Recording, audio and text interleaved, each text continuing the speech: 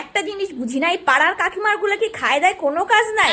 এদের জীবনে এত চুলকানি আসে কোথার থেকে?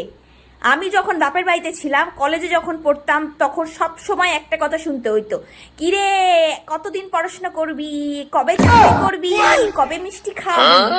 তারপরে চাকরি যখন পাইছি, কিরে বিয়ে কবে করবি, কবে খুশির খবর শুনবো, কবে জামাইকে দেখতে পাবো। আসল কথা সেটা না, গান্ডে পিণ্ডে গিলবে সেই জন্যই।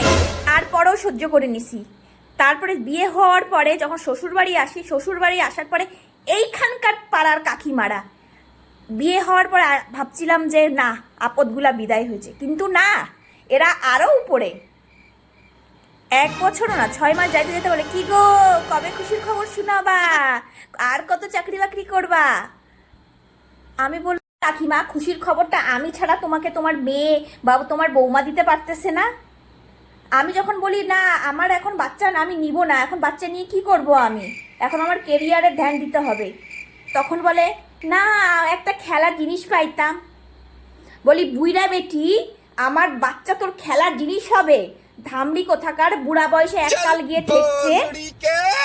বিটেক্স চেনো? বিটেক্স শুধু পারা না, কাজের জায়গাতে গিয়েও শুনি, কিরে কবে বাচ্চা নিবি, দেখ আমরা কাজ বাচ্চা সংসার সব একসাথে সামলাচ্ছি।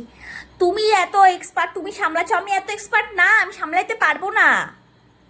যা সহ্য হয় না আমার এদেরকে।